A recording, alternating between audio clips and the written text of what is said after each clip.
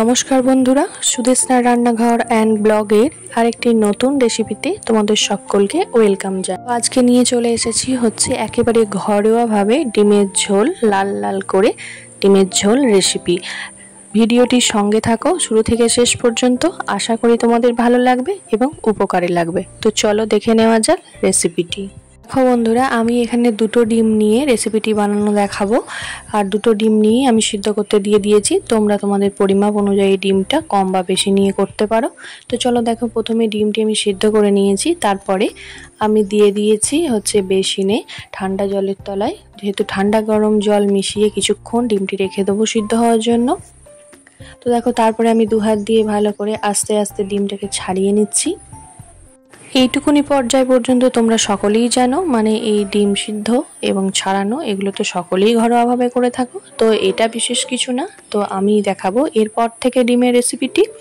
তো চলো দেখে নেওয়া যাক কী কী উপকরণ নিয়ে নিয়েছি। আমি কড়াইতে পরিমাণ মতো তেল দিয়ে সিদ্ধ করা ডিম দুটো কয়েক সেকেন্ড ভেজে নেব, যতক্ষণ পর্যন্ত ডিমের গায়ে হালকা একটা কোডিংয়ের কালার চলে আসে। তো সেই পর্যন্ত আমি ডিম দুটোকে একটু ভেজে নিচ্ছি। দেখো, অন্যদিকে আমি পেঁয়াজ এবং আলু কেটে ভালো করে পিস করে রেখে দিয়েছি। আলুর পরিমাণটা তোমরা তোমাদের পরিমাপ অনুযায়ী নিতে পারো, তো আমি আমার পরিমাপ অনুযায়ী দেখাচ্ছি। দেখো, আমি এখানে দুটো বড় সাইজের আলুকে 4 পিস করে কেটে নিয়েছি। আর অন্যদিকে একটা বড় সাইজের পেঁয়াজ আমি কেটে পিস করে রেখে দিয়েছি। এবার এদিকে আলুটা আমি কিছুক্ষণ ভালো করে লাল করে ভেজে নিলাম, ভেজে তুলে নিচ্ছি। তো চলো এবার চলে যাওয়া যাক মেন রেসিপিতে। তো দেখো, এখানে আমি দিয়ে দিচ্ছি সামান্য পরিমাণে একটু 5 ফোড়ন। তারপরে এই যে পেঁয়াজ কেটে রেখেছিলাম তার সঙ্গে 2-3 কোয়া মতো রসুন আমি থেঁতো করে নিয়েছি, একটা কাঁচা লঙ্কা নিয়েছি আর একটা তেজপাতা নিয়ে ভালো করে তেলের মধ্যে কিছুক্ষণ ভেজে নেব।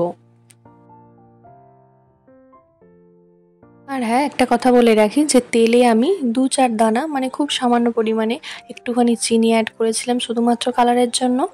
তো এবার দেখো, পেঁয়াজের মধ্যে আমি পরিমাণ মতো নুন দিয়ে দিচ্ছি, যাতে পেঁয়াজটা একটু তাড়াতাড়ি নরম হয়ে আসে এবং ভাজা হয়ে যায়।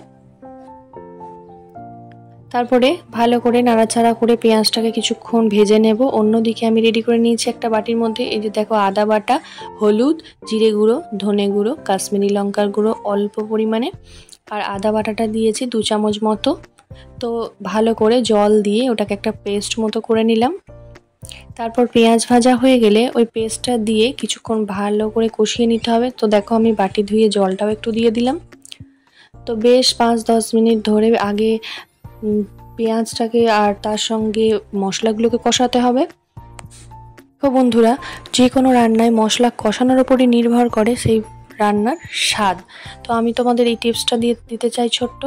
তো তোমরা যদি মশলাটাকে খুব ভালোভাবে আগে কষিয়ে নাও, দেখবে যে কোনো রান্নার স্বাদটা অনেক গুণ বেড়ে যায়। তো এবার আমি অ্যাড করে দিলাম আলু।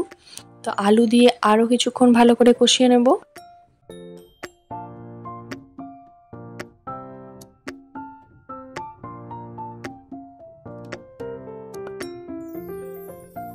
দেখো, 8 থেকে 10 মিনিট খুব ভালোভাবে কষিয়ে নিয়েছি। কষিয়ে নেওয়ার পর কালারটা দেখো একেবারে চেঞ্জ হয়ে এসছে। ঠিক এমন অবস্থায় আমি ঢেলে দিচ্ছি জল। তো একটা ছোট্ট টিপস এখানে দিতে চাই যে তোমরা এখানে হালকা ঈষৎ উষ্ণ গরম জল ব্যবহার করতে পারো, তাতে কালারটা আরও ভালো আসবে। কিন্তু আমি এখানে ঠান্ডা জলটা ইউজ করেছিলাম, তাতে পরিমাণটা কিছু কম হয়নি স্বাদের। তো দেখো, তোমাদের ইচ্ছা অনুযায়ী তোমরা করবে। তো এরপর গ্যাসের ফ্লেমটা জোর দিয়ে বেশ কিছুক্ষণ আমি এটা টকবক করে ফুটতে দেব। তো ফুটে গেলে গ্যাসের ফ্লেমটা একেবারে আমি লো করে দেব, লো টু মিডিয়াম, মিডিয়ামের থেকেও কমে লোয়ের দিকে রাখবো। তারপরে ঝোলটা খুব ভালোভাবে ফুটে আলুগুলো ঢাকা চাপা দিয়ে সিদ্ধ হতে দেব। তো সিদ্ধ হয়ে গেলে এই অবস্থায় আমি দেখো ডিমটা দিয়ে দিচ্ছি। তোমারও একটা কথা বলি, ডিমটা দেখো ঝোলে দেওয়ার আগে তোমরা ছুরি করে দুদিকটা সামান্য একটু ফুটো করে দেবে, তাতে ঝোলের মধ্যে ডিমটা দিলে ডিমের গ্রেভির যে জুসটা সেটা ডিমের মধ্যে প্রবেশ করবে, তাতে স্বাদটা আরও ভালো হয়ে যাবে। কিন্তু আমি এখানে কেটে দিতে ভুলে গেছিলাম, সেই জন্য আমি ঝোলের মধ্যে দিয়ে খুন্তি করে একটু কেটে দিলাম। সত্যি বলছি, এইভাবে করে আমার ডিমের ঝোলটি খুবই ভালো হয়েছিল। তো তোমরাও এইভাবে ট্রাই করতে পারো। তো দেখো, রেডি হয়ে গেছে লাল লাল করে ঘরোয়াভাবে সুস্বাদু ডিমের ঝোল রেসিপি, যা গরম ভাতের সাথে জমে যাবে।